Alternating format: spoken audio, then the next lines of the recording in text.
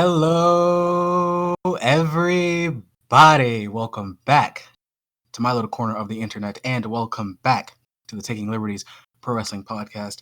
Again, as always, I want to go ahead and give a big thank you and shout out to everyone that continues to support the podcast, everyone who just will share it or watch it, leave a like, tweet, whatever you do in any way, it helps.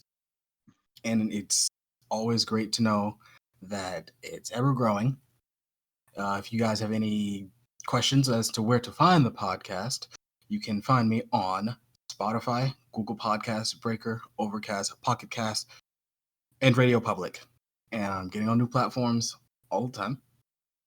And of course, YouTube. Now this week, once again, I've got a guest with me, very special guest, special to me anyway. Probably one of my biggest supporters on the show, or of the show, excuse me. Yeah. They let me back. You know, the people, they want you back. So, you want to go ahead and introduce yourself again? All right. So, my name's Nick, and I watch wrestling. And I am here to review wrestling with you. I also watch wrestling. Yes. And we will do this. I don't know what I did to get on this show. Here we are. And you know, maybe I made a mistake this time around with the show we chose, or I chose. But here we are, and we watched all the way through. There were some points of that. I won't say the show right now, but you know, there were some points of that show that I really did enjoy, and there were some points where I was just like, "Oh, I agree, bro. What is happening?" But yeah, we'll talk about that later. I agree. But right now, what we need to talk about is TNA Against All Odds 2005. This is coming off the heels of my last review, which was the February 11th episode of TNA. The date is February 13th. So this is coming off the heels of that. For everyone that's wanting to know chronologically, even though you should be listening to these in order because they are chronologically. But, so yeah, TNA Against All Odds. We can go ahead and jump on into it. As dreamers, we believe that tomorrow brings a bright future, a new day. But for some, there may be no tomorrow.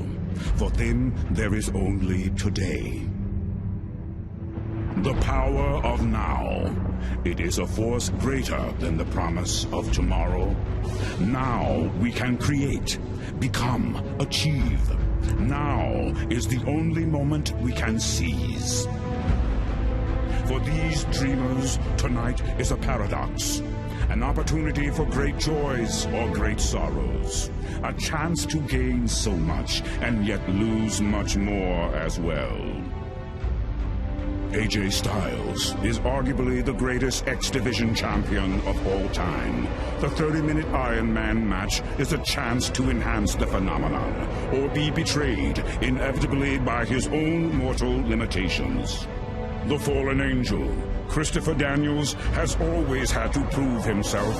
Tonight, with a win in the most important match of his life, he'll have to prove himself no more.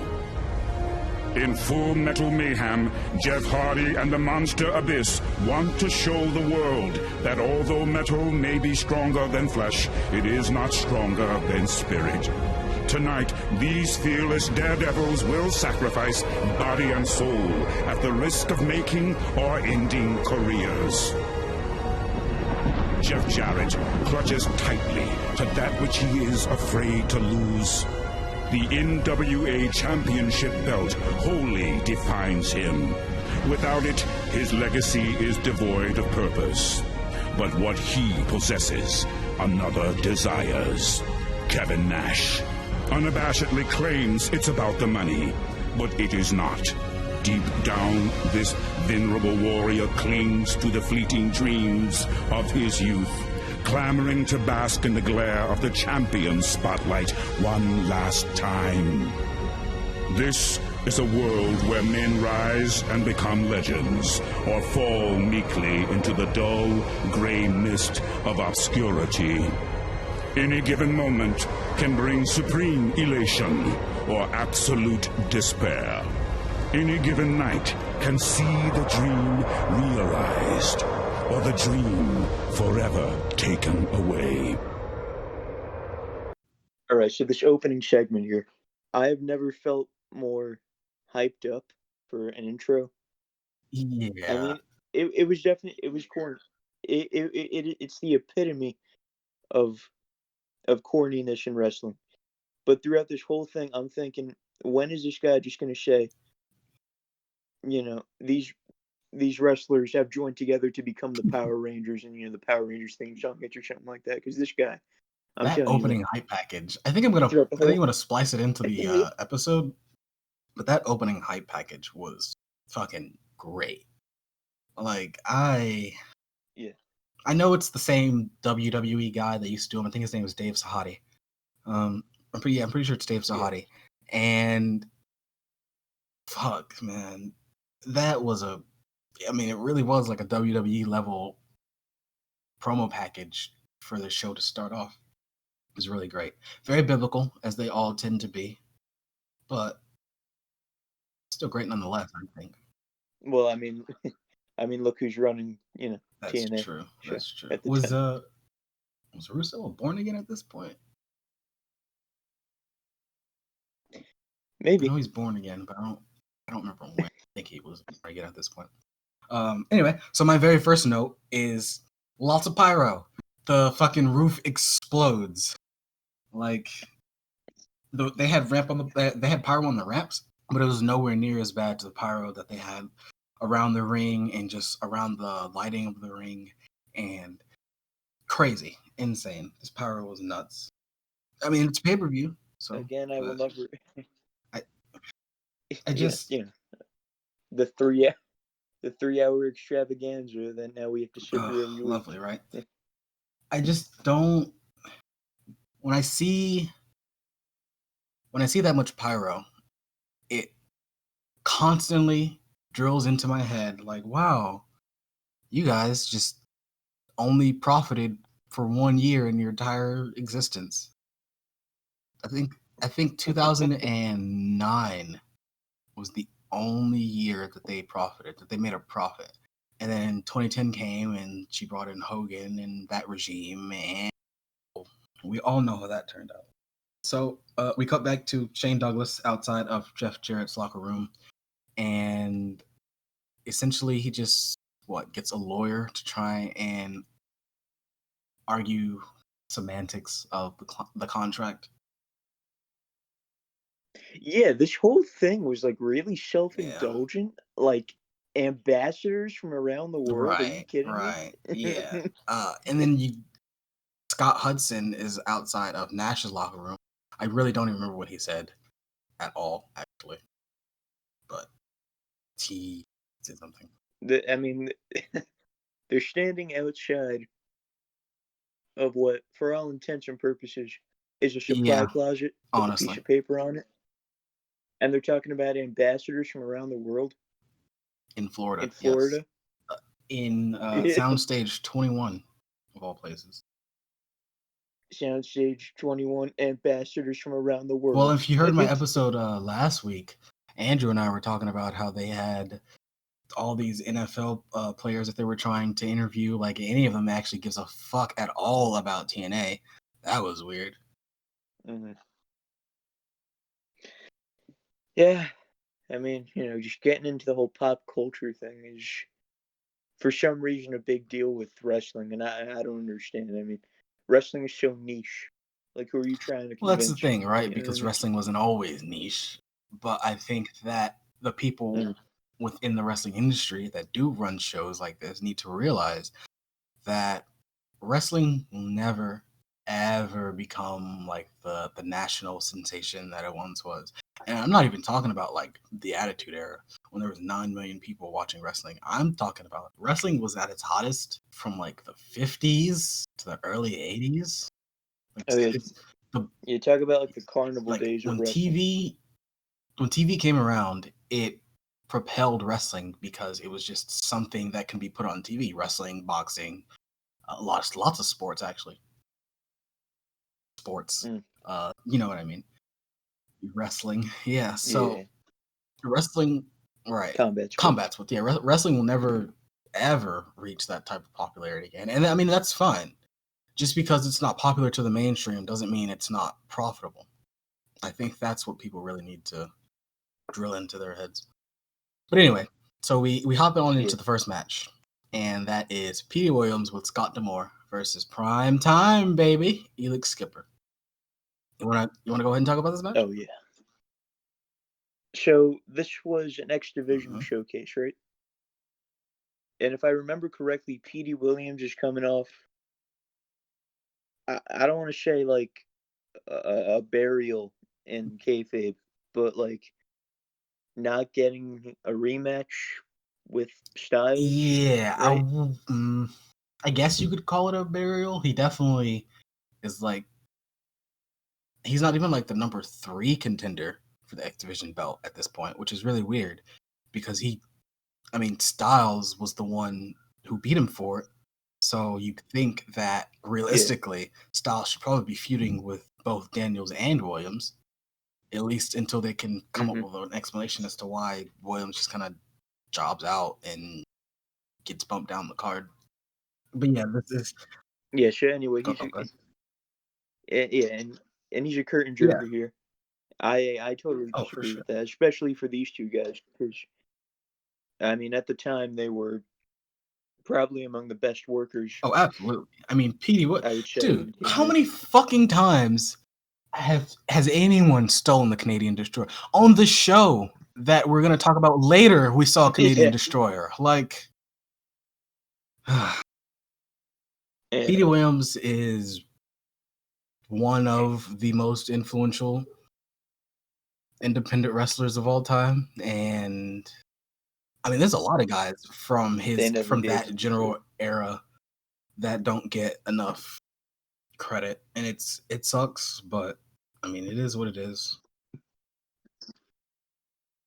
So yeah, the two basically they just start off with some mat wrestling or like mat chain wrestling, and the first offensive break I guess happens when Skipper hits a drop salt, which I thought was really nice. And commentary, they're gushing over the fact that Petey Williams is only 22 years of age, being as good as he is, which they should be gushing over that because he's amazing for only 22. He's only 22 years of age and he's opening. Right. There was this one moment, I took this note just because no one in wrestling knows how to throw a punch anymore. There's this one moment where Williams threw Skipper outside of the ring and Scott D'Amore took a cheap shot, and it was a fucking great looking punch. But Williams slingshots from inside to the outside, doing a hurricanrana, and Skipper goes into the barricade or the guardrail. Petey goes up to Prime Time, or he goes up top, but Prime Time, he does like a leaping butterfly suplex, which was fucking amazing. The double underhook suplex. And then he does a reverse suplex like onto the top rope.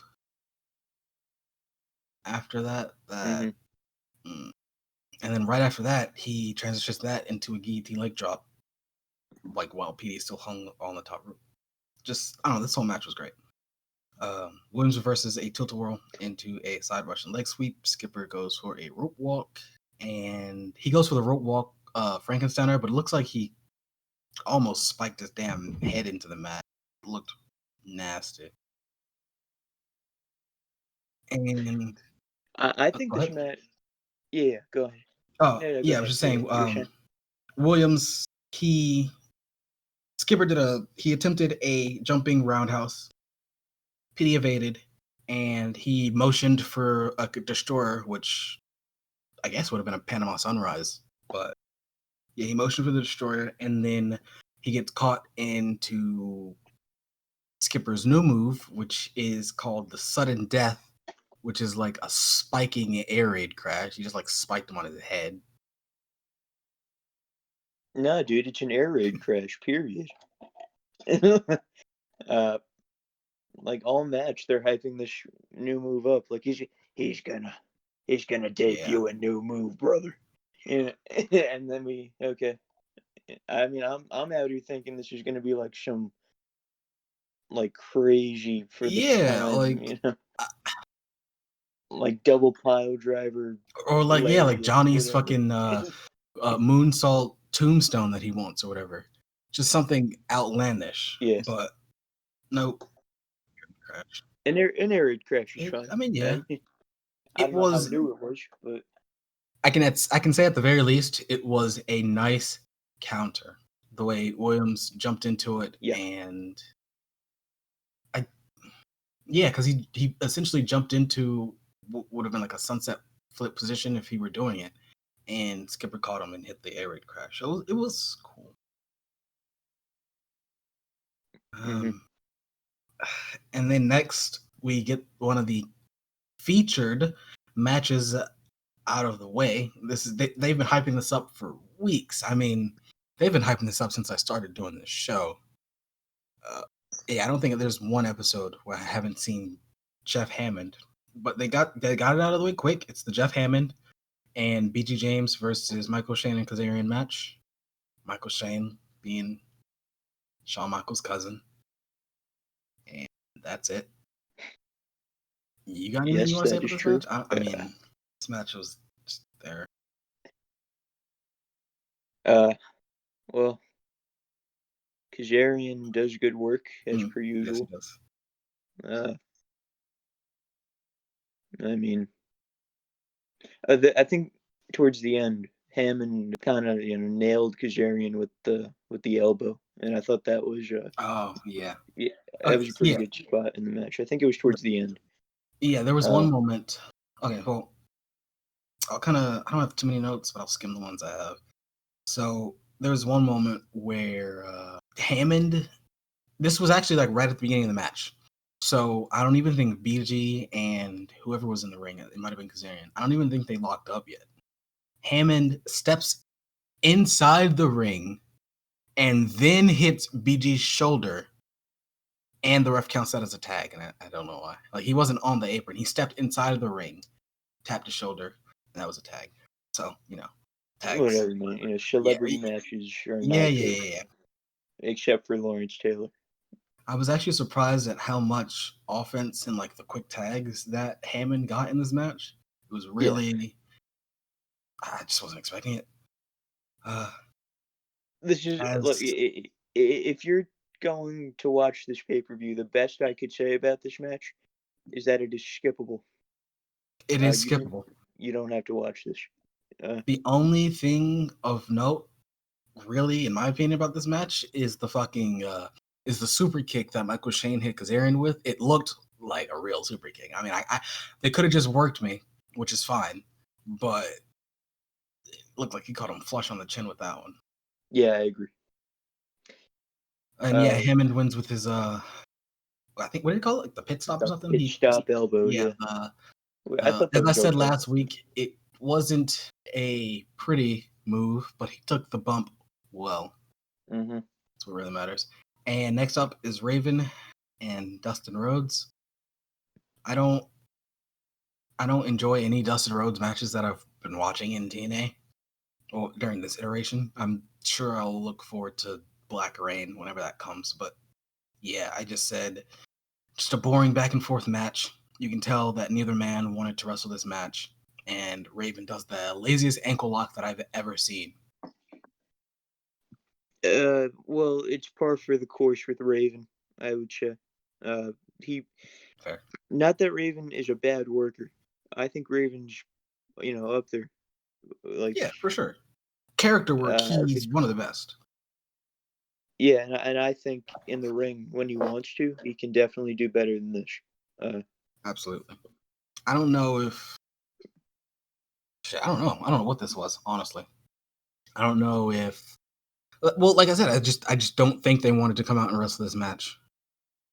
Mm-hmm. That's really what it seemed like. They were just kind of going through the motions. Their facials were like non-existent. They just really did not want to either. But Raven wins when he does a jackknife pin and he gets the legs on the rope. Yes, that's right. Well, NWA TNA tag team. Oh no, I forgot that he even assaulted Dustin after, and he put on did you see that dirty jacket that he had?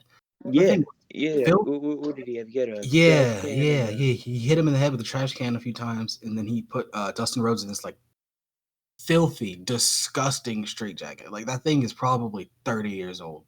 It why had not simply do this during the match? This was the best part of it. honestly, yeah. uh, yeah, but even then, it's kind of Yeah. And yeah. Cassidy O'Reilly comes out and gets J-Bro. Moving on. Yeah. All right. So what do we have here for the NWA/TNA tag titles? AMW versus Kid Cash and Lance Hoyt. So We got a AMW. video package saying that Triton is debuting next week. Oh, I mean, AMW. They I think around the time they were just steamrolling through like no name tag teams or something, or at least lesser tag teams. AMW, if we're going to be real, AMW was the TNA tag division, and everyone else just kind of was like, okay, who's going to take the belts off of AMW until they're ready belts again? That's pretty much Right. all AMW were. And I mean, deservedly so, they were the best team there, but that's really all it was. Cash and Storm start out with chain wrestling. Hoyt and Harris get tagged in and they just start scrapping, which is cool. And there was this one spot where AMW they try and use Cash as a battering ram onto Hoyt, Yeah, but that was good. Hoyt is big and he just catches Cash. But they do the same thing to Hoyt. They use him as a battering ram, and well, Cash is small, so they just get thrown out the ring. So that was nice. Kid Cash hit a really nice marrow salt onto Storm, and he attempted a splash, but Storm got his knees up, and the two hit a double cross body. And then we get the Chris Harris hot tag. This goes crazy. Hoyt hits Storm with a super side slam from the top rope, which you can just see on both of their faces that bump fucking sucked to take, especially because when Storm landed, his arm landed first. So I bet his man, it's a good thing he was wearing elbow pads. I know his arm would have been fucked if he wasn't. Yeah, 2.99 though. Yeah, 2.9 kick out. Yeah, for sure. So moving towards the end, Hoyt lifts up. He lifts up Storm. Harris spears Cash. A super kick to Hoyt. Harris. What does he do? He handcuffs Cash, kind of. Yeah. They handcuff Kid Cash to the turnbuckle. That can't be legal. No, I don't think so. It feels like handcuffs would be a foreign object, right? I agree. Yeah. Yeah. So they handcuff Cash to the turnbuckle, and then they hit the death sentence on Hoyt for the win. There was this one moment where what was it, Storm? I think it was Storm got hit with a tag belt, and I don't think that Cash and Hoyt should have gone over, but if they were going to do a spot like that, I feel like Storm either should have just lost or they shouldn't have done the spot. I don't know. I feel like if you get hit with 15 pounds of gold by, regardless if it was Cash or Hoyt, they would have put some oomph behind it if this were a shoot. I don't really think that should have been something kicked out of, but that's just a personal thing. No, I totally agree with you. In a situation like that, I feel like it should have been the finish. Right.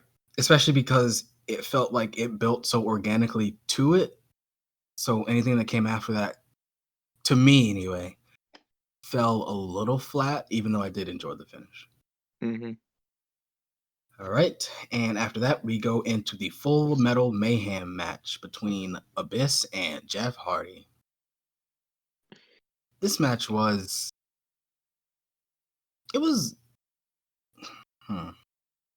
Well, as TNA Extreme Rules matches go, which is basically what this was. Yeah, it was fine. I enjoyed it. I can't say objectively whether or not it was a good match, but I enjoyed it for the most part. There was a lot of no-selling that Jeff Hardy did. Mm-hmm.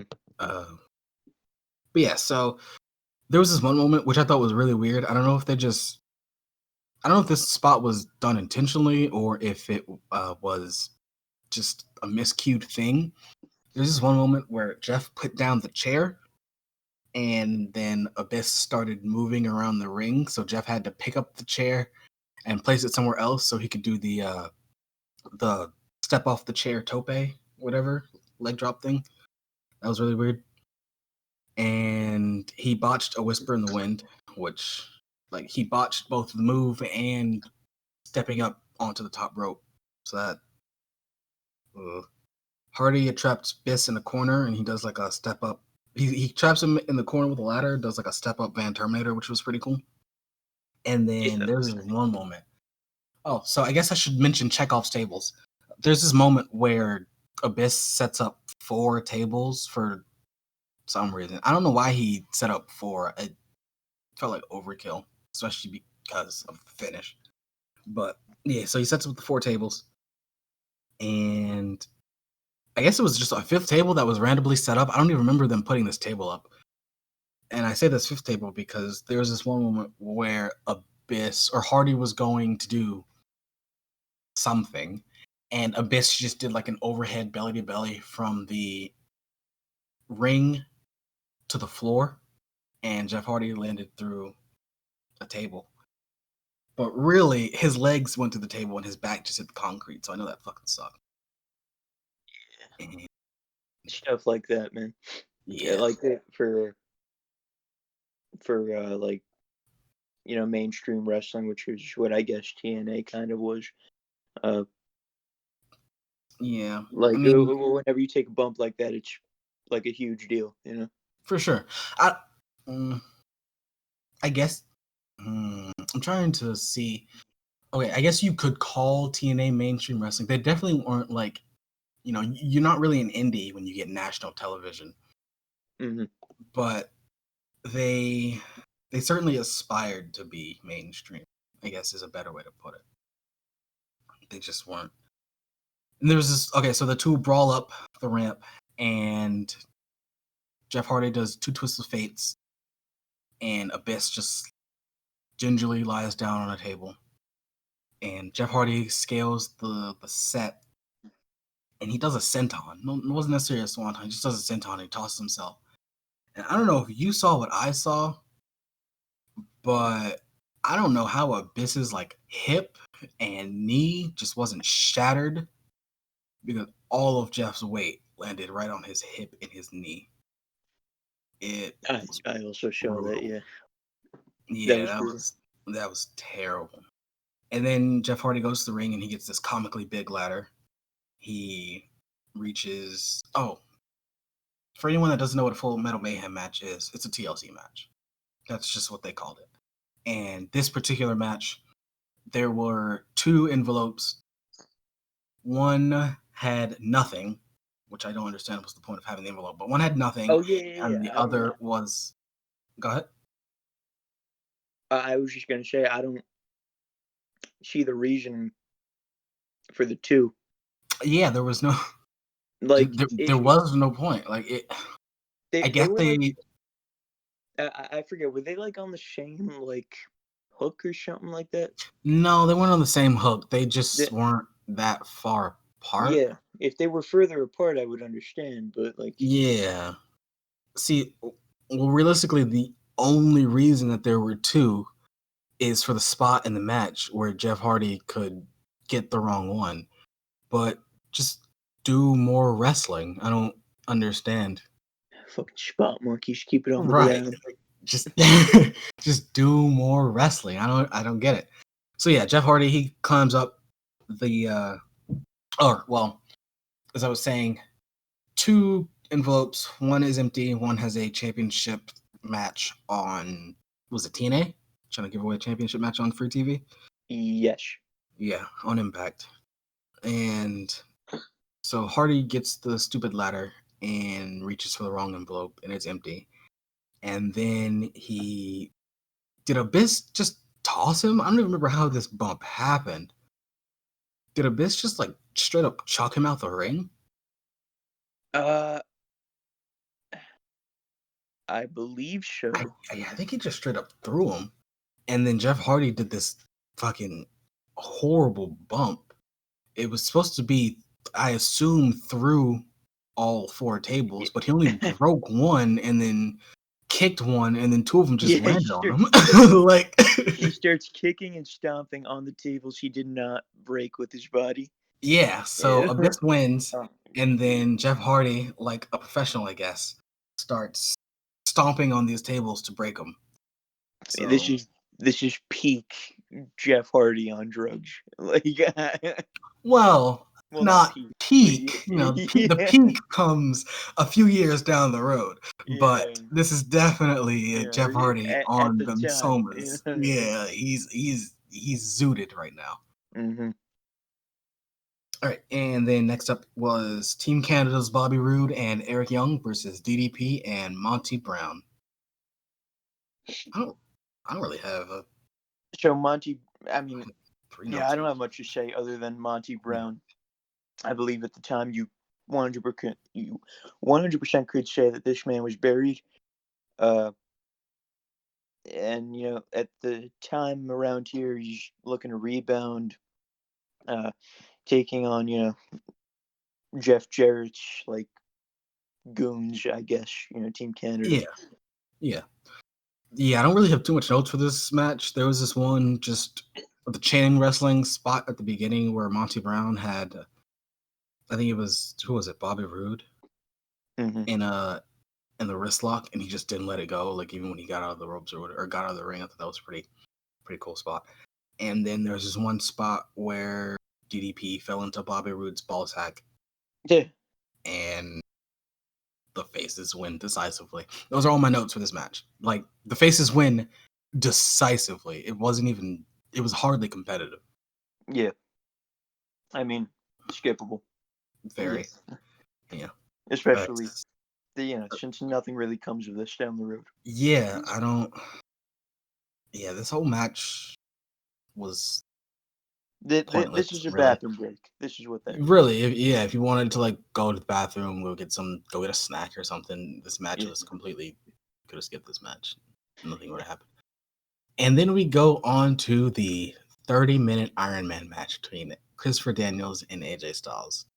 Before I review this match, I just want to say I thought this match was fucking fantastic. Now, if you are a technical wrestling pervert like myself, I would recommend this match. I know Nick is a deathmatch pervert, so I don't know his appreciation for technical wrestling, but I loved it. I appreciate stuff like this just as much as anyone. I think Daniels and Styles at the time, fantastic in the ring, and they were hard to top probably anywhere for what they were doing, whether it was on TV itself or in this match. I think I mean, around this time, you could really say it for both these guys, but around this time, for the next few years, AJ Styles could do no wrong. Mm-hmm. Like, it's the booking that butchers him. It's definitely not his wrestling. So the team started off with some chain wrestling and just, the chain wrestling you'd expect from AJ Styles and Christopher Daniels. It all looks crisp. It all looks great. And they just do a bunch of back and forth exchanges for a while.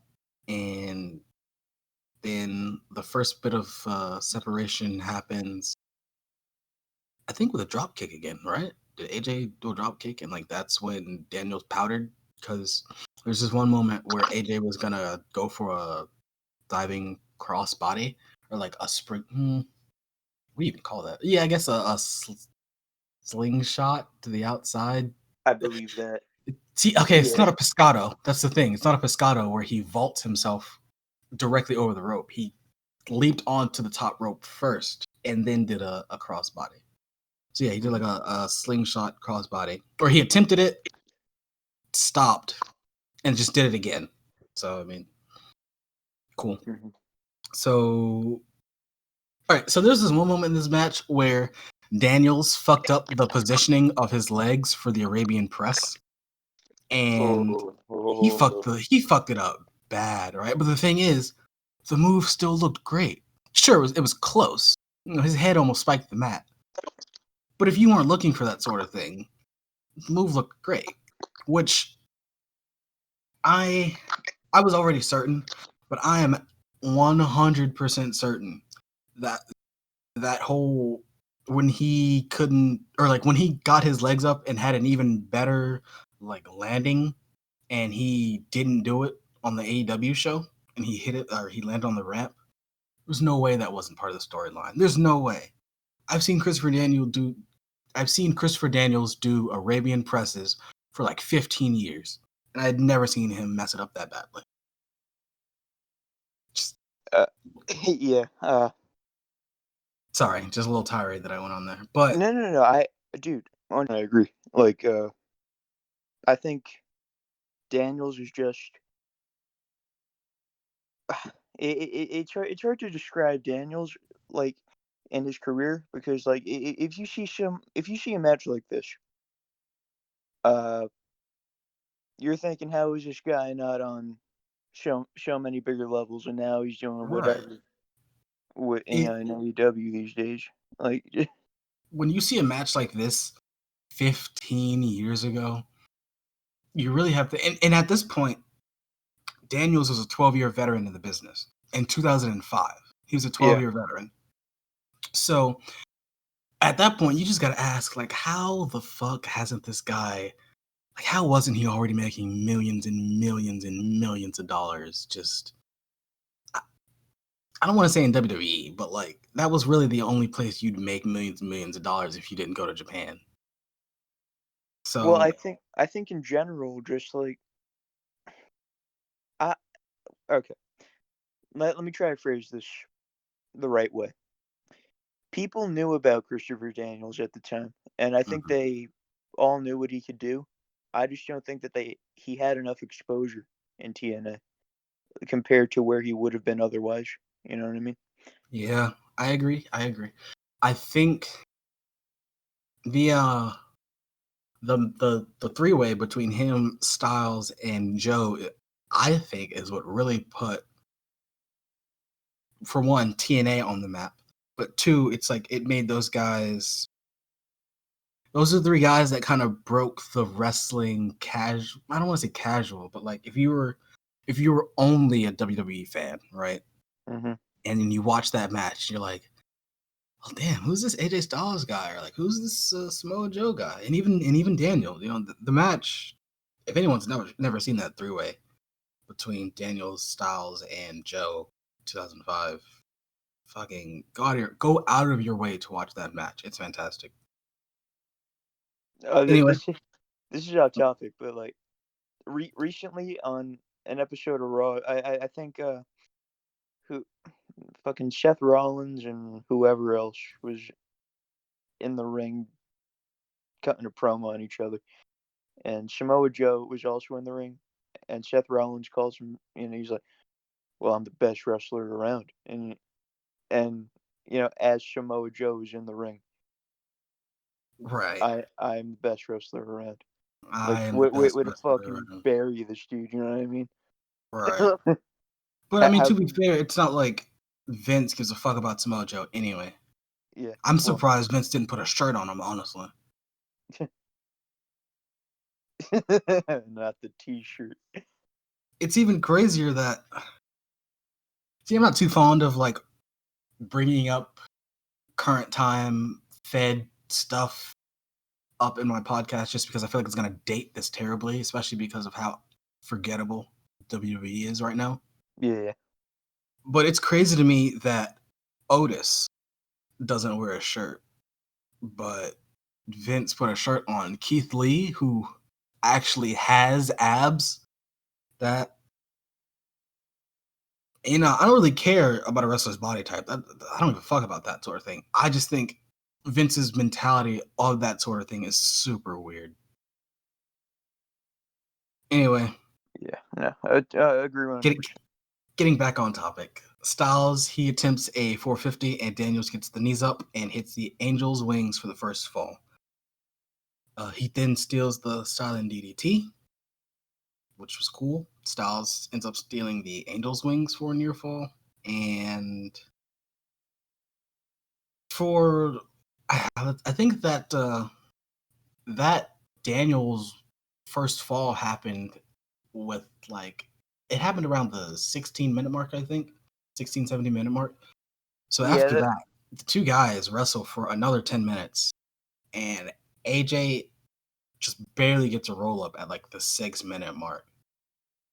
Yeah, he got him on the schoolboy. Yeah, he got him on the after schoolboy. another 10-minute spot fest. Yeah. But I mean, it was a good spot fest. You know what I mean? Yeah, I mean, I didn't take too many notes for this match, honestly, just because I was enjoying it so much. I was just watching it. I was watching it as a fan and not really as a podcast reviewer. Yeah, I mean, Blue Thunder Bomb by Daniels for a 2 count. Pele kick from Styles, forearm Dude, shot. okay, I reminded that Pele kick 3 times just because the way I've always been a fan of the way AJ throws his Pele kicks, but he didn't even look. That's the thing. So I think it was Daniel shot him off for a line, and Styles ducked it, and he, like I said, he didn't even look. He just did a backflip through the leg and then hit Daniels right in the back of the head. It was really a thing of beauty. And then they go outside the ring. Daniels throws Styles onto the edge of the post, and then AJ gets some good juice. Oh yeah, baby. Yeah, he got some nice color. I didn't realize how good of a bleeder AJ Styles was. This guy never bleeds. That's the thing.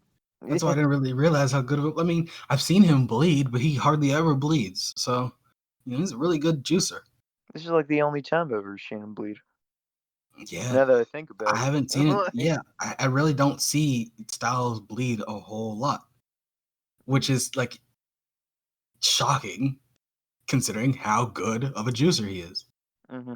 It's not like The Rock where it's just a single trickle down the head. No, AJ, there was this one moment where there's this one moment where Daniels gets AJ in the Koji clutch, and you can see the blood squirting out of AJ's head and just dripping onto Daniels' knee pad. I mean, if you're not into that sort of thing, it's disgusting, but it looked fucking amazing to me. Oh, we'll have we got a blood spot for you later. Oh yeah. Oh yeah. But anyway, so the two are one up. They're one apiece, and then the time limit hits, and Daniels is like, no, Dusty Rhodes, get your old ass out here. Give me sudden death. Dream comes out, sudden death. And then AJ Styles, he reverses a top rope Frankensteiner into the Clash, and he gets the win. I mean, the whole match was amazing. I feel like I don't do it justice just talking about it. If you guys haven't seen this match, again, Against All Odds, 2005, 30-minute Iron Man match, just watch it. It's really good. This match is so influential, dude, that to this day, people are still doing that Frankensteiner into the Styles. Yes. There's so many spots that AJ still does from this time period, or a lot of these guys. There's so many spots that all these guys do from this time period. And it's crazy because there's so many people that are... Can you imagine? Okay, I'm going to ask you this. How long have you been watching indie wrestling? Probably since 2007. Okay, how old are you? I'm 18.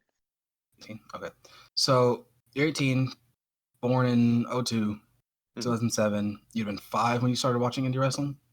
Yeah. Think about all the people that just don't know or have never heard of AJ Styles outside of his WWE run. And don't get me wrong, he's definitely had some bangers in WWE, especially his match with John Cena at that SummerSlam. Oh yeah, and Royal Rumble was pretty good too, even though yeah. Yeah. He's had a lot of bangers in WWE. But they really can't touch the stuff that he did outside of WWE, just the stuff he did in TNA. I mean, I don't want to be that New Japan guy, but man, AJ was fucking killing it in New Japan. I mean, I've been an AJ Styles mark since 2005, so I've been following this guy since for 15 years now. Still one of my favorite wrestlers of all time. He's just incredible. He really, for a long time there, was like the standard bearer of wrestling. For sure.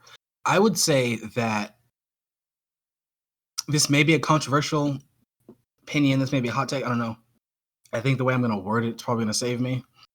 I think that considering he hasn't really injured too many people. I mean, I know wrestling happens and injuries happen, but he hasn't really injured too many people. And he's never really had an injury himself. I mean, yeah, he had that like thing where he like strained his leg or whatever in that Dean Ambrose match where he like scorpioned through the table or whatever. But he's never really had an injury, and he hasn't really injured too many people. I feel like AJ Styles is probably the greatest wrestler to wrestle that kind of high impact style. Mm-hmm. I would say he's the greatest, but he's definitely one of the greatest if anyone out there doesn't think he's the greatest. I did all that talking. If anyone doesn't think AJ Styles is, up there, hit at the Twitter. Let's get some beef going. Oh, for sure, yeah. Because you're wrong, just like objectively. If you think that he's not one of the greatest ever. I mean, if you have an opinion other than our own, what are you doing? Yeah, what are you doing, bro? Like, you just what's up? You're just wrong. Anyway, I did all that talking to try and avoid talking about this main event. We have a whole other show. That's true. I would be doing a disservice to the people if I skipped it, though. Okay. I didn't really watch this match a whole lot.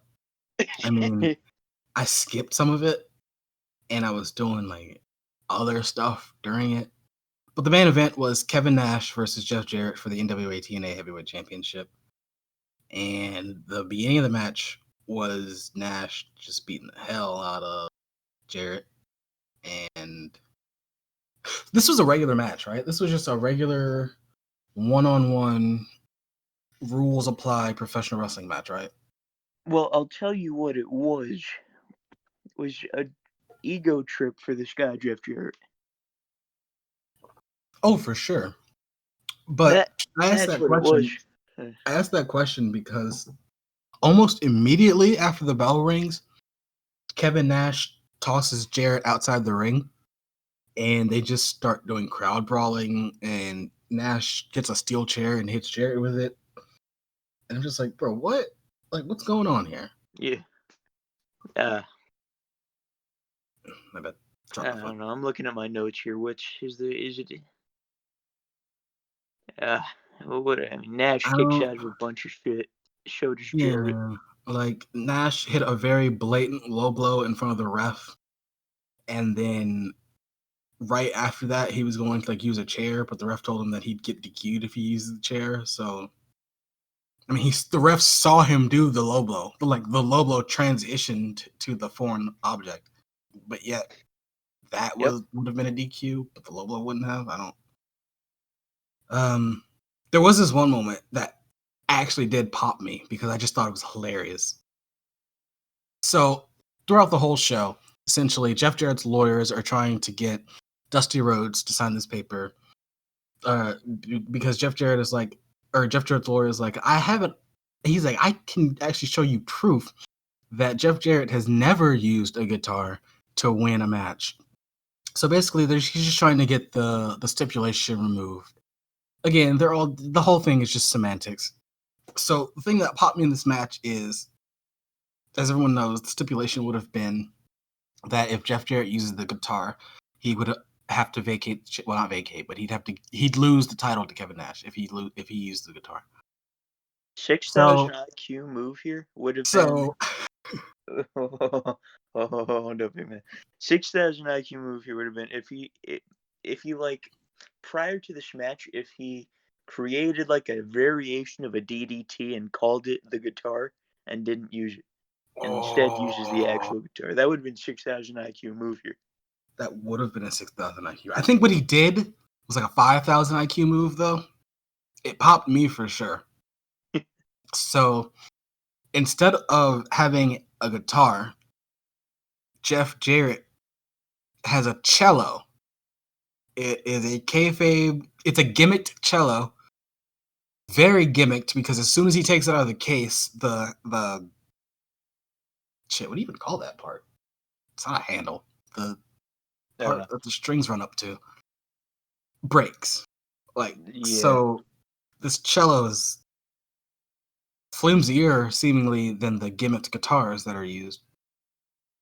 And so he uses the cello, or they get the cello, they tease that for a while, and then Kevin Nash ends up doing a jackknife onto Jarrett through the cello. Do you want to talk about what happens next, or? Not really. Okay, so I know. Okay, I got you.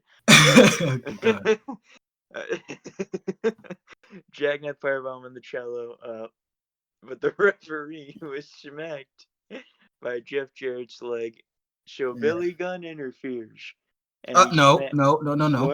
No? He is the man formerly known as Billy Gunn. Oh, my fault. Yeah. Did you read his shirt? Did you get a chance to read his shirt? It said NIN, no introductions needed, with kisses on it. Okay. Yeah. Yes, very good. Very good. So the man formerly known as Billy Gunn lays out Nash with a chair. Very good. Yes, good. 2 count. And then the man formerly known as X-Pac also comes out, Sean Waltman, and he hits the X Factor on Jeff Jarrett. 2 count. And they just mentioned WWE so fucking much. I remember these guys. Yeah, I don't really like when. I mean, I'm aware that wrestling exists, and I do think that wrestling should exist within wrestling, or other like wrestling companies should exist within a company. I don't think that WWE should have gone 15 years and waited till TNA was on death's door to finally mention it one time in a throwaway line that Kurt Angle did a few years ago. But like, they were essentially sucking WWE's dick right now. They were just like, "Oh, this is formerly this is formerly Billy Gunn from WWE. Oh, formerly X-Pac from WWE. Oh, James is here. All these men were in the group formerly known as D-Generation X." Like, oh my gosh, bro. And then Jarrett strokes Nash for a near fall. Low blow, stroked again, and Jarrett wins. This match was overbooked to hell. It's overproduced. It's an ego trip for Jarrett. And that's 2 pay-per-views, I think, in a row where Jeff Jarrett just kind of maligns this whole fucking program here. Yeah. Okay, but don't get me wrong, right? I feel like anybody in Jeff Jarrett's position, I know I certainly would. I would absolutely book myself to be the top star of my own company. Are you kidding me? Like, why would you not? I mean, as long as you can fill those, as long as you can fill those shoes, it makes perfect sense. The thing is, Jeff Jarrett couldn't really fill those shoes. I mean, Jeff Jarrett is a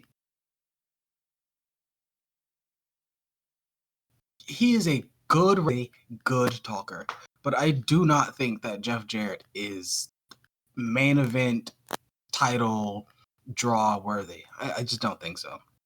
Now, I'm not trying to slander him. No, he's good. I just don't think he's great. Nah, man. Stuff like this is the reason I can't own my own wrestling company, because I would bring in, I'm talking, Japanese talent, fucking icons of underground independent wrestling, right? Which is what he did. And I would put myself over on each and every one of them. Yep. Yep. That's exactly what he did. And, well, we see where it led TNA to. But, everybody, that was TNA Against All Odds. This is just the beginning. Now, because we're moving on. Right, the show was. I liked. If anything, just go out of your way, watch the Iron Man match, maybe the Full Metal Mayhem match. That was a nice little spot fest. Everything else, I feel like, could have been skipped. Yeah, very much a time waster, I would say. Yeah. Who got over on this card besides the X Division? The man formerly known as Billy Gunn. And the man formerly known as X-Pac. Gun Club, baby, back. They came right into the main event. Literally. Like, not only the main event match, but the main event scene as well. So, I mean, it's kind of crazy. But yeah, everybody, that's TNA, and thankfully we can just go on talking about something else.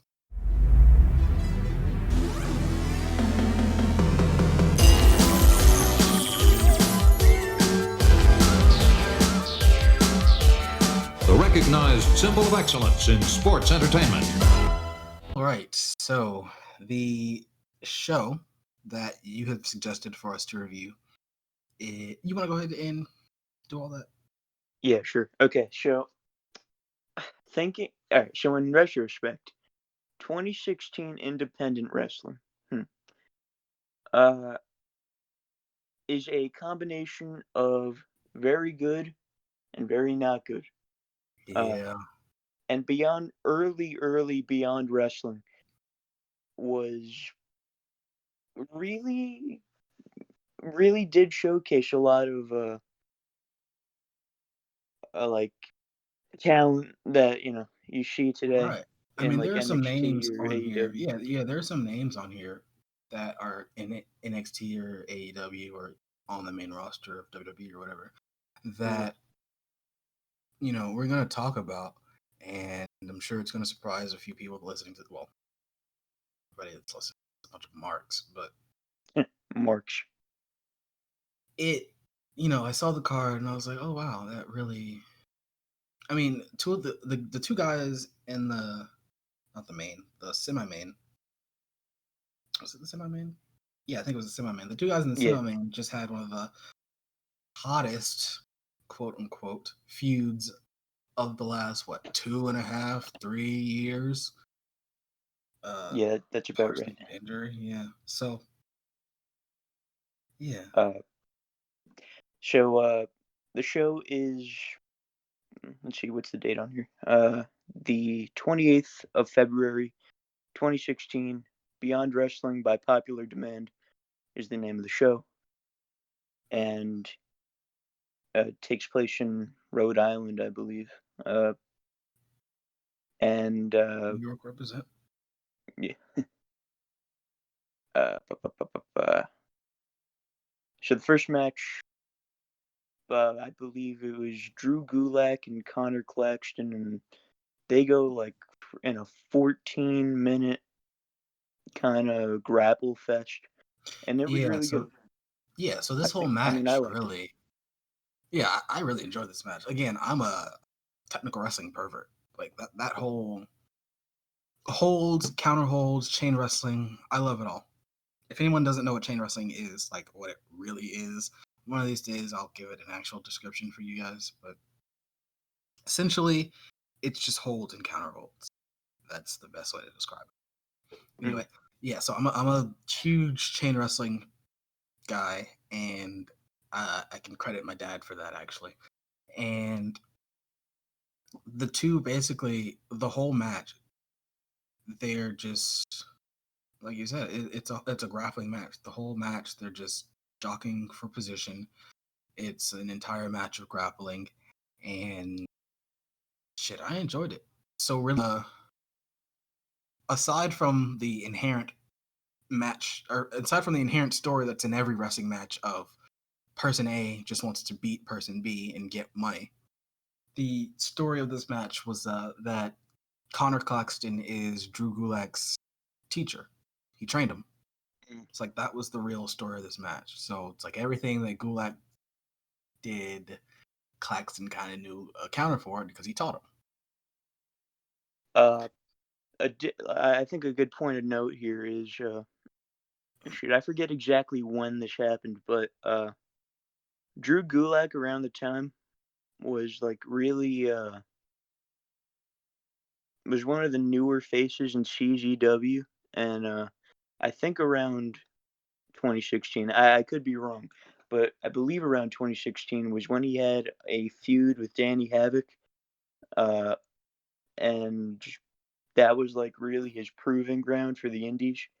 Was 2016 the year of the Cruiserweight Classic? Because at this point, Gulak had only been wrestling for like 2 years. Yeah. So it's kind of crazy that like he went from wrestler of 2 years, Cruiserweight Classic, signed with WWE. Like it's kind of nuts to me. Mm-hmm. He's amazing. Yeah. If anyone hasn't seen Drew Gulak, he's a great technical wrestler. Oh, for sure. And I think it's just a testament, from wrestling Danny Havoc to where he is now, to how good he is. Unfortunately, not getting, his due in modern day, but yeah, could be said about just so what it is. many It's the people. way the cookie crumbles sometimes. So there's not much to say on this match besides it was just a good chain wrestling. Yeah, it's really one of those matches you kind of have to watch. I mean, I'm not gonna note for note like they did wrist lock into a drop toe hold, and then somebody fucking put somebody at a front face lock on the ground. Like I'm not gonna do all that. It's just too much. But it's a good technical wrestling match. The couple of spots of note is that for some reason these guys just wanted to keep clipping each other's legs on the ropes. So I know that sucked to take. Yeah. So like, yeah, Claxton, or was it Gulak that did a back body drop to Claxton, and he like his legs got caught up on the second rope, so he just took a back bump, but his legs never came down. Yeah, that was correct. Yeah. Yeah, that looked horrible. Well, horrible in a good way. And yeah, like we said, there really isn't much to say, but Claxton did a jackknife pin that I think should have probably been the win. It was like super close. If anything, I think the ref probably faltered his count because of how close it was. Because it definitely should have been a 3. But okay, Beyond Wrestling still has a problem with that today. With do they fucking really? Oh man. Just last week, you can clearly see. I forget who was in the match, but you can clearly see this woman kick out at 2, and the ref calls for the bell.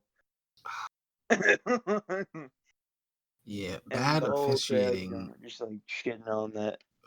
But yeah, Beyond still has a problem with that. Anyway. See, okay, so the referee is like the unsung 3rd or 5th person in the match, but a bad referee can derail an entire match, and it really does suck. Because I mean, a good referee you'll never notice, but a bad referee, so distracting. And then the finish comes when Drew Gulak hits probably the nastiest pile driver I've ever seen. It's definitely up there. He just like spikes this dude on his fucking head. It was amazing. Yeah, it's like a reverse tombstone. It's Pretty not. much, It's yeah. not a sit out like typical pile driver. No, yeah, it was. Yeah, you're landing like on your knees. Yeah, he landed on his knees. I didn't even really see Claxton like put his hands on his head to try and take any of the impact. No, he just kind of, it was like a sheer drop on his neck. So, it's really great. And then there was this like really weird, just hard and jarring transition to a beatdown, and commentary said nothing. And There I didn't was no know. commentary. This is Well, 2016 yeah, independent that's the wrestling. thing. True. There was no commentary, but like there was nothing said at all about it. Do you have any information on this? I was going to until I realized I don't know who these guys are. Yeah, that's the thing. Like I didn't know who anybody was, so I didn't even know what to look for. They don't ring a bell to me at all.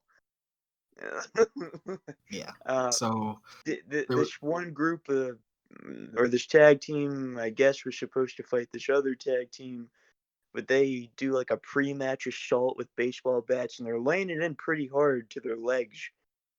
mhm. And then the match is canceled, and then we get what I believe is the best match of the night.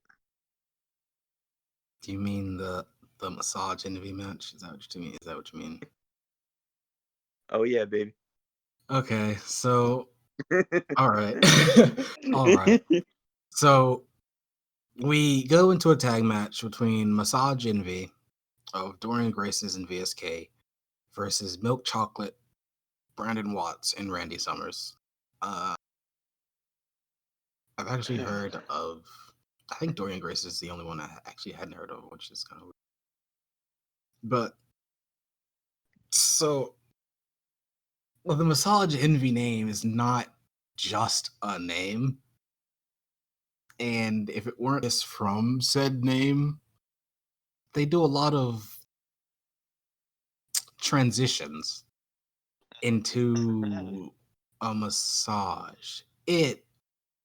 I did not like that. The match, aside from all that weird shit, was all right. But like, so there's this one moment where I don't even remember who did it because they both do the massages. It's not even like only one of them does it. So I think it was VSK. I think it was VSK who like he had Brandon Summers in a camel clutch, and then he just started giving him a shoulder massage. Like, Yeah, baby. yeah, like you all know what a camel clutch looks like. You get on the guy's back and you put his legs on your thighs, and you're supposed to crank back, but no, just a nice little deep tissue shoulder massage, getting right into those traps. Weird. And then like VSK, he does a snapmare to Watts, and he like goes to rev up a kick, shoulder massage.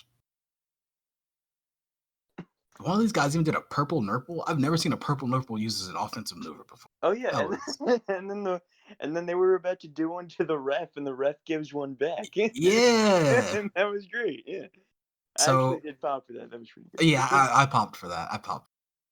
Okay, so this is one moment where Brandon Summers produces a glove from his trunks, and he sticks his fingers in Dorian's asshole.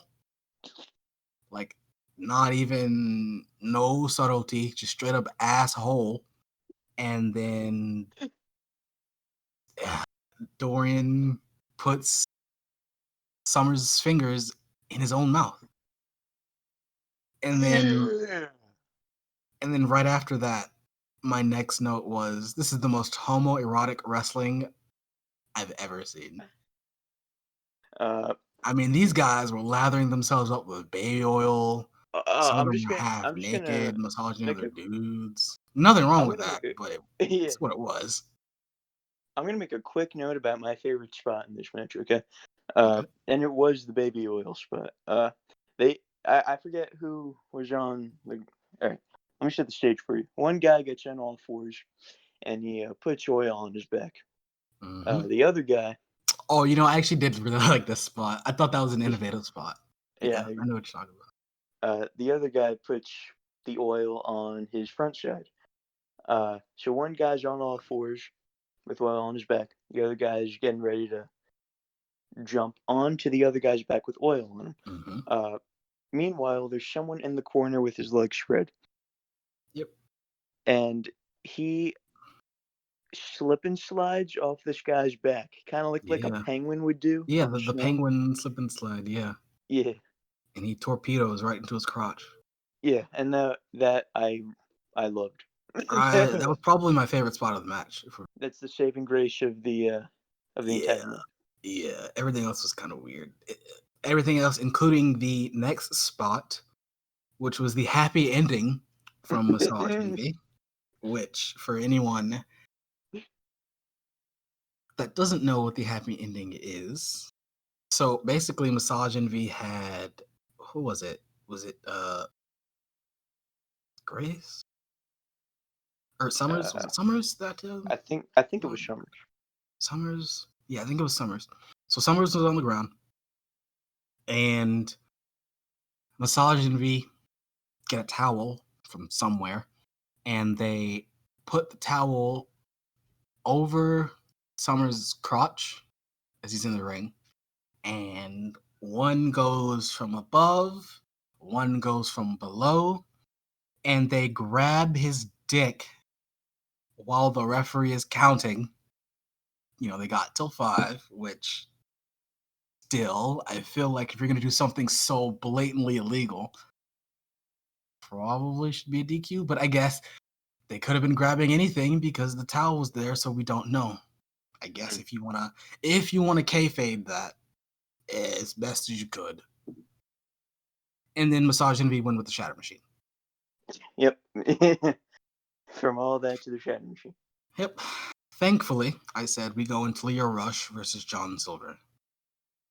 Now, I think most people know Leo Rush, obviously, from his WWE stint. But if they didn't, I feel like most people know Leo Rush from when he was in that indie where he took that fucking power bomb from like a 15-foot ladder and just got up. CZW, man. It was him and Janela, and I think their fourth match.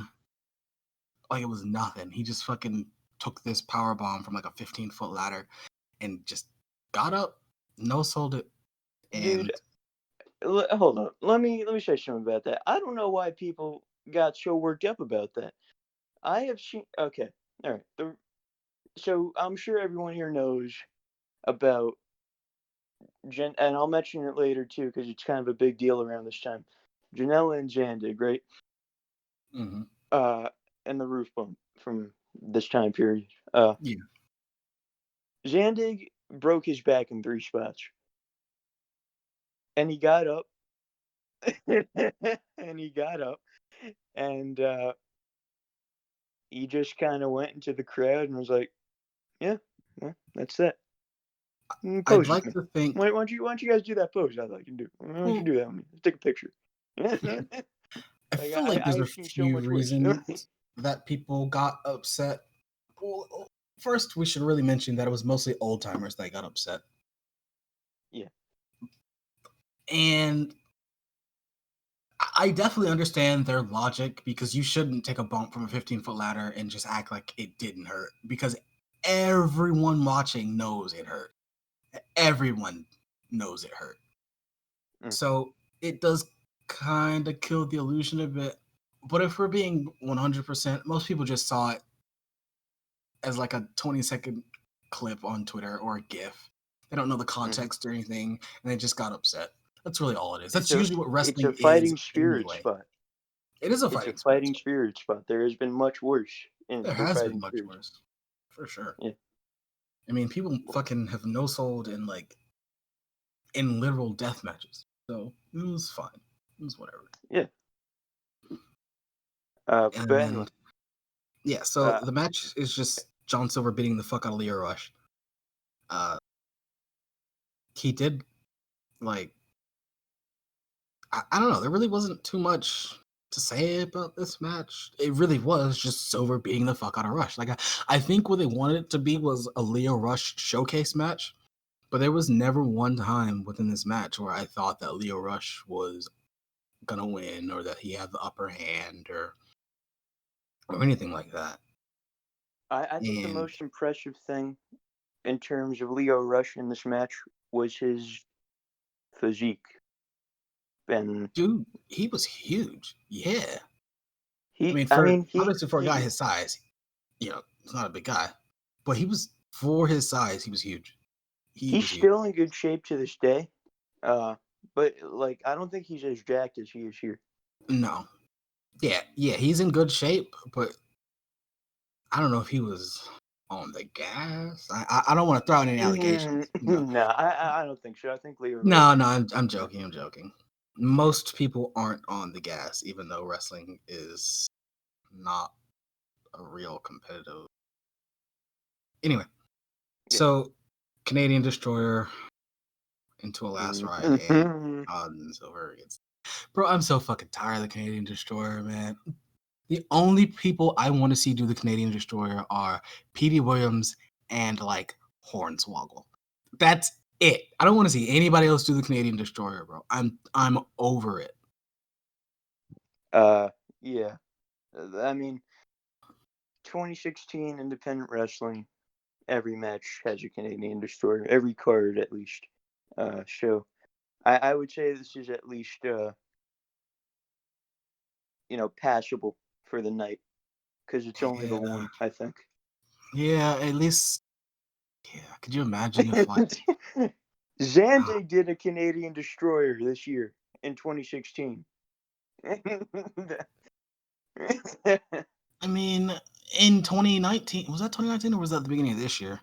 Where fucking Ricky Morton did the Destroyer. Like, yeah, 2019 All Out, I believe. To be fair, Ricky sorry, Morton's also Devil really in the- old, so that made it a little bit better, but it was still a Oh, Canadian wait. Destroyer. And then Dustin No, Rhodes did it, and it fucking destroyed it again. So, like, it was Full Gear, actually. I think Full Gear. okay, yeah. Yeah. So, yeah, like, Ricky Morton did it, and it was kind of cool because he's old, and then Dustin Rhodes did it twice, and it killed it again. So, let's just stop using that move for a while. Yeah. Let's just chill out. Mm-hmm. Let's go back to basic back suplexes or a side Russian leg sweep. Or I don't see enough drop toe holds nowadays. You know, everyone wants to do fucking Canadian Destroyers. Like, why Just don't do you a headlock, loser. Right. Learn how to work. God damn. All right. So next we got Anthony Green versus Brick Maston. Yeah, I believe Maston is the correct way you say that. Versus Cam Nagame Zagami. versus Christian Casanova. The match went for like 3 minutes, maybe, if that, and then they just all got attacked, and then no contest, and then it becomes a 10-man. 8-man. 8-man. Well, it said 8-man. I definitely saw 10 guys. Are you sure? I'm positive, because they kept saying 8-man, and I kept counting 10. There were 4 guys. There were usually 4 guys. Well, were there people at ringside? Yeah, there were people at ringside that were also like, I don't know if the guys that attacked them were okay. So the guys that attacked were Crusade for Change, Anthony Gangone, Darius Carter, TJ Marconi, and Tommy Trainwreck. So those were the 4 guys that came out and attacked the other guys.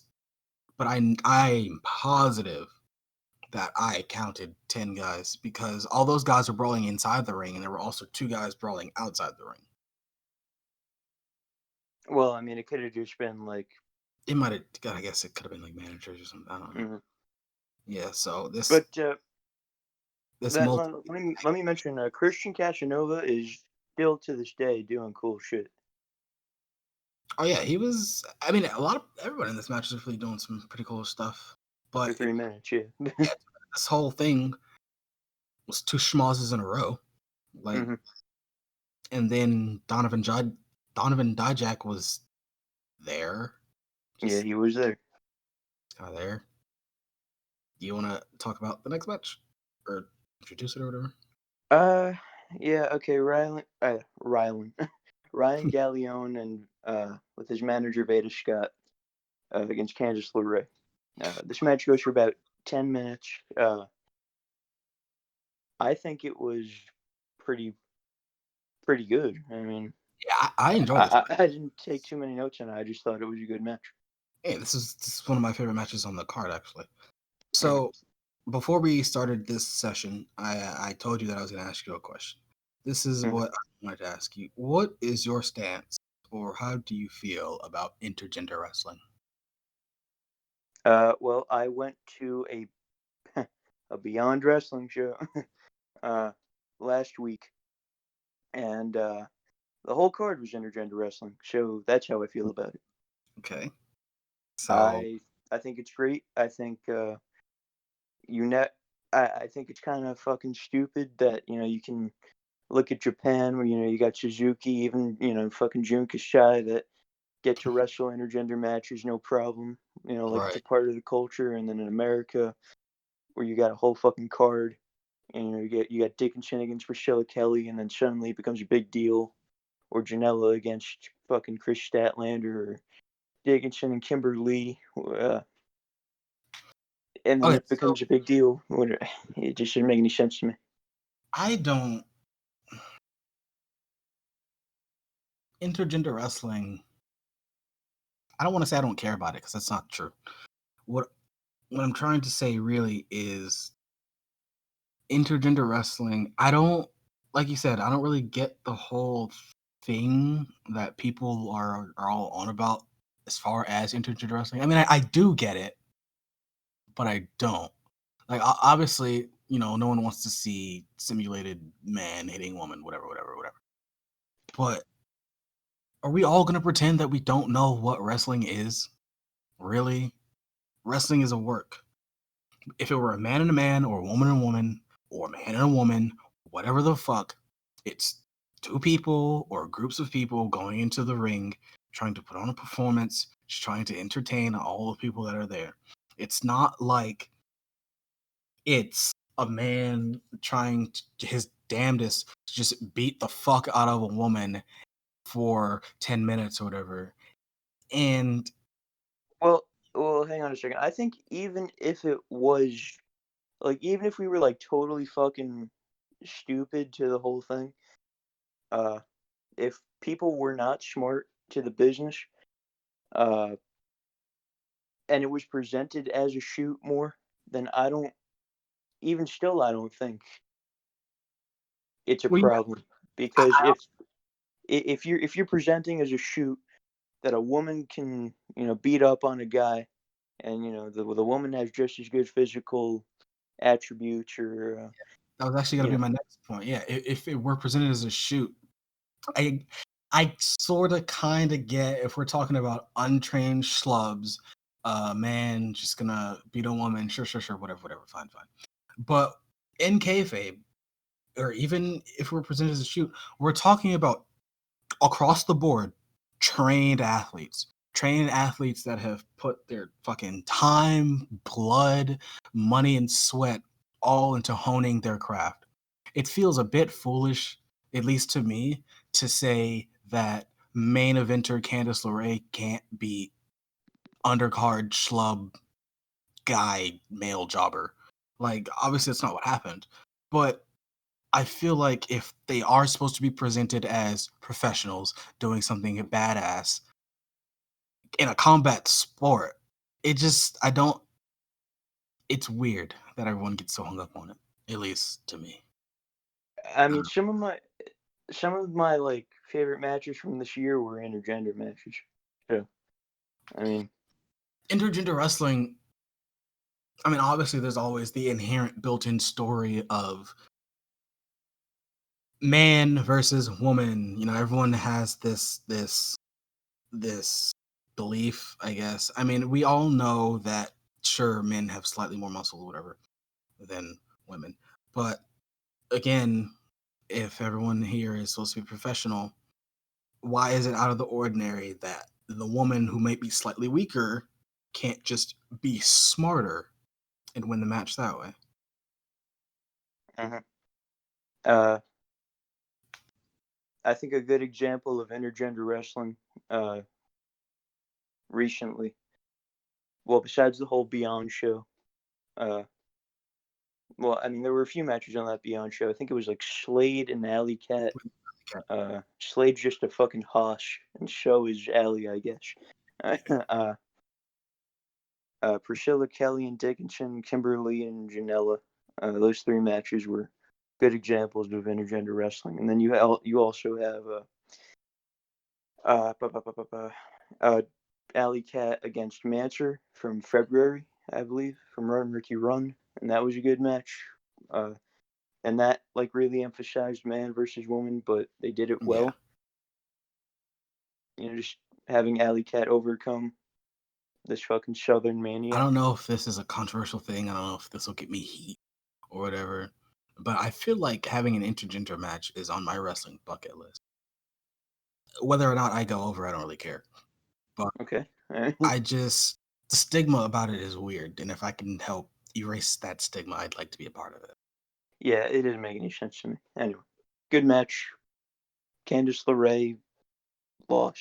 Oh, And that yeah, match was she great. lost to Gallione, and it was just like another good technical match.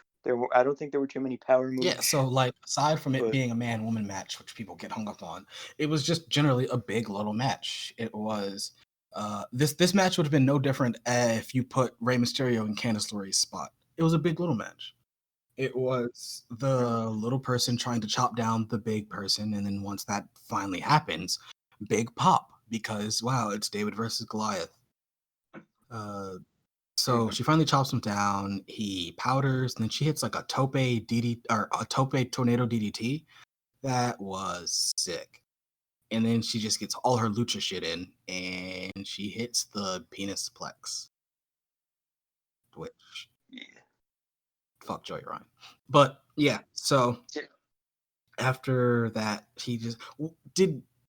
She's doing her comeback or her hope spot, really. I guess she's doing her hope spot, and was it a right or was it a clothesline? That I think it was a was clothesline. okay.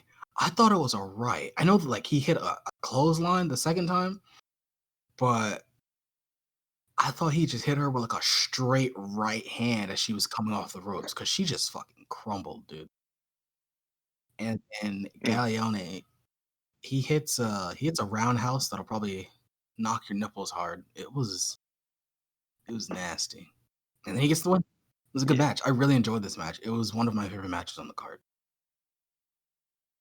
Oh yeah, for sure. And Uh, oh, go ahead. yeah, I was just gonna transition to the next tag team match. EY FBO, the team of Angel Ortiz and Mike Drastic, I think that's his name, and yeah, against the team who at the time was not known as DIY,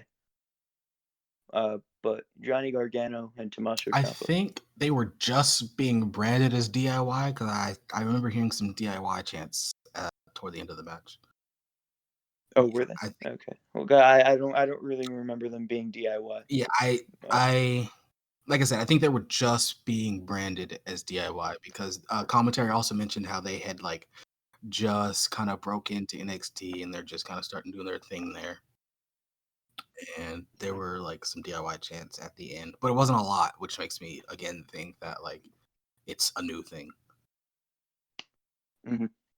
So yeah, I mean, this match, it was good. There was some comedy in it, you know, which was cool. Yeah. Ciampa did this like suplex where he put his thumb up Drastic's ass. There was a lot of asshole stuff tonight. I you know, and then he NXT. Yeah. Okay. Ciampa did this asshole suplex, and then he put his own asshole thumb in his mouth, which cool. He's hardcore. He is the psycho. Ortiz. It's just fucking Italians, Right, dude. man. What the fuck, bro?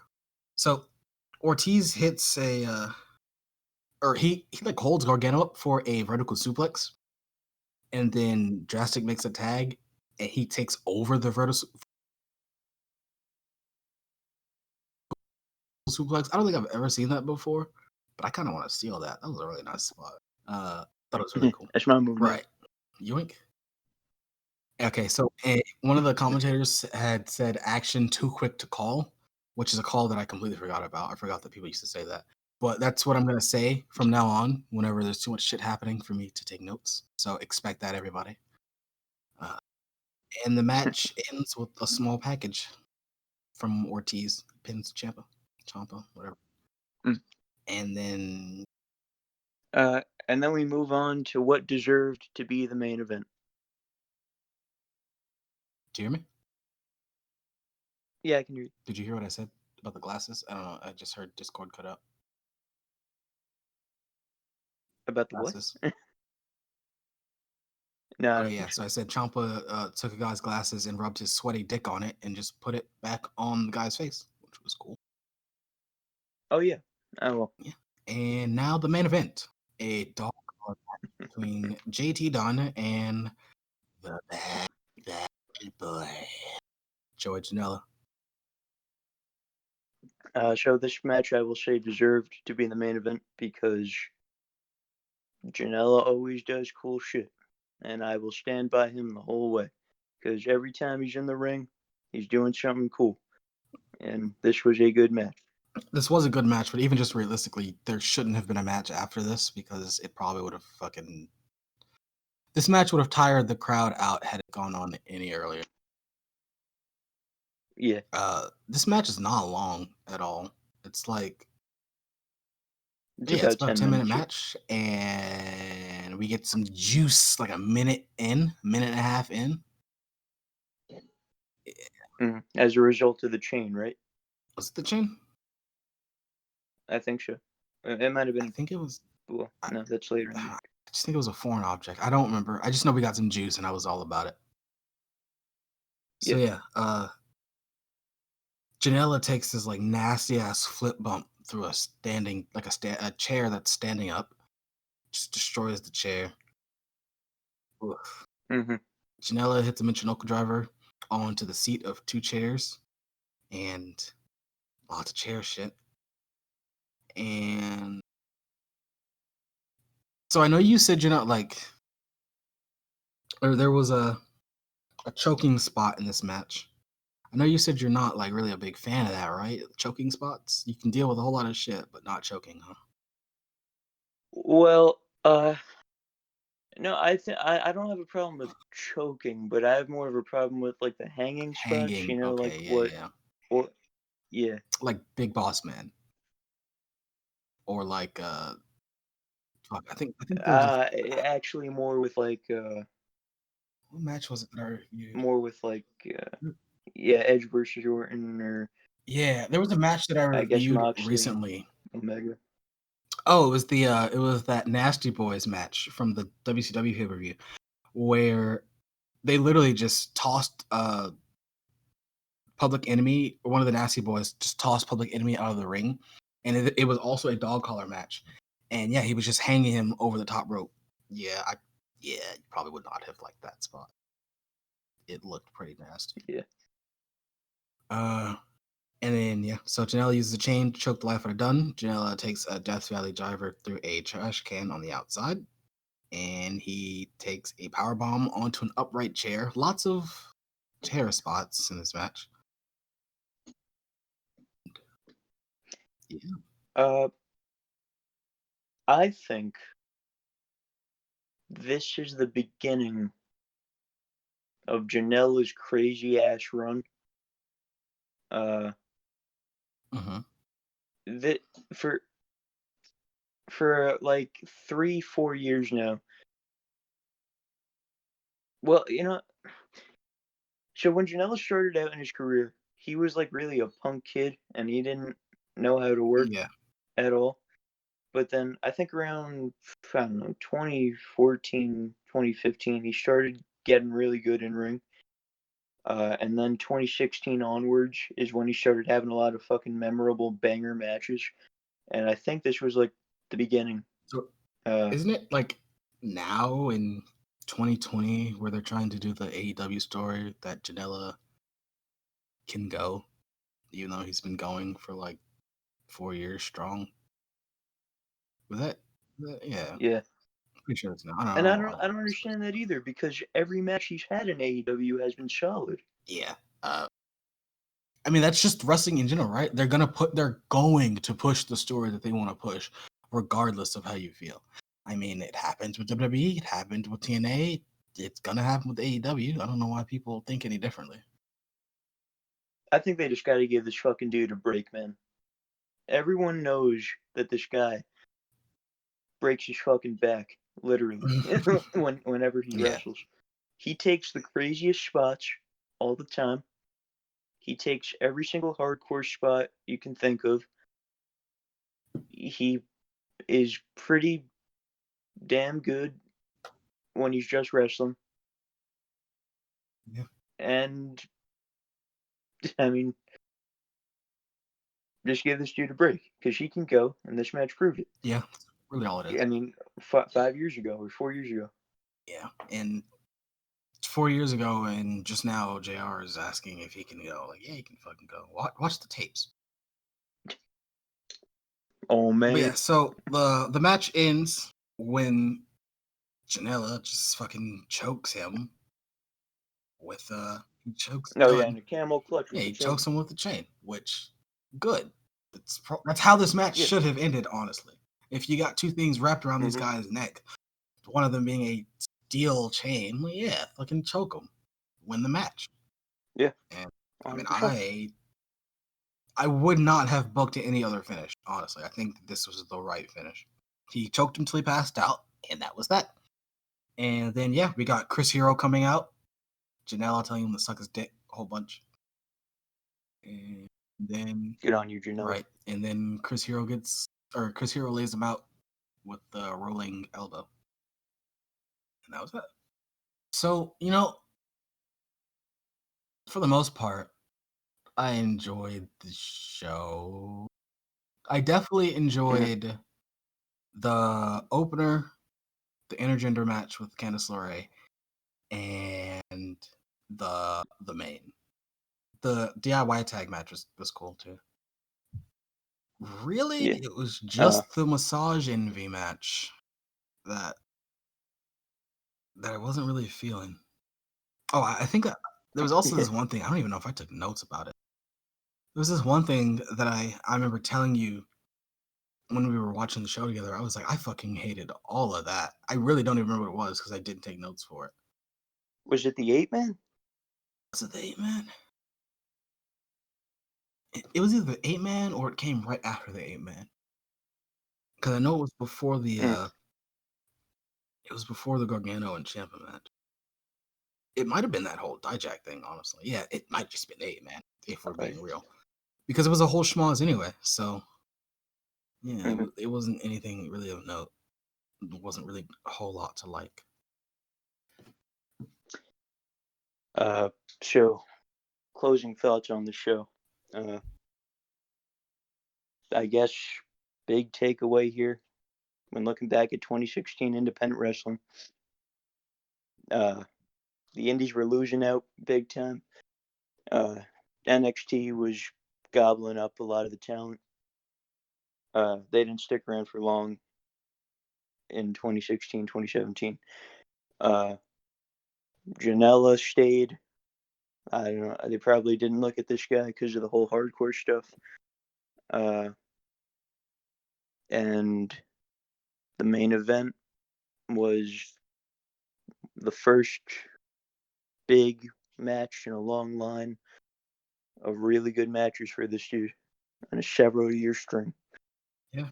Incidentally, it was the year that he also got choked off a roof.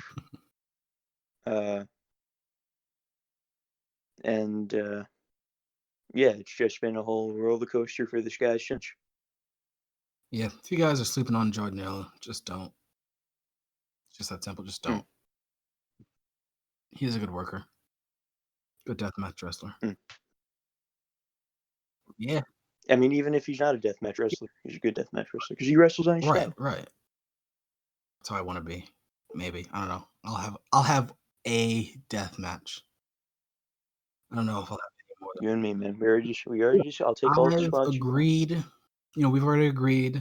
I'm not doing any glass stuff. I don't want to do glass stuff. I'll take a bump into thumbtacks, but I'm not doing glass stuff. That's just not gonna happen. Look, man, the contract's already on its way. All right. I signed it. You just got to All right. sign it. The lawyers will review it. Cool. Yeah, I'll take a look at it. We're good. But anyway, yeah, guys, that was Beyond Wrestling's By Popular Demand. And overall, I enjoyed it. Yeah. So anyway. Yeah. There we go. Right. Yeah. So anyway, guys, thank you for joining me. Thank you, Nick, also for joining me. Everyone listening can find the podcast one more time on Google Podcasts, Spotify, Breaker, Overcast, Pocket Casts, and Radio Public. You can follow the Twitter on or at TL Pro Wrest Pod. Seriously, go follow the Twitter. I don't know why you guys aren't following the Twitter. The amount of views that I get are not corresponding to my Twitter followers. Just go follow it. It's fun. It's okay. I promise. It's free. Let's go do it.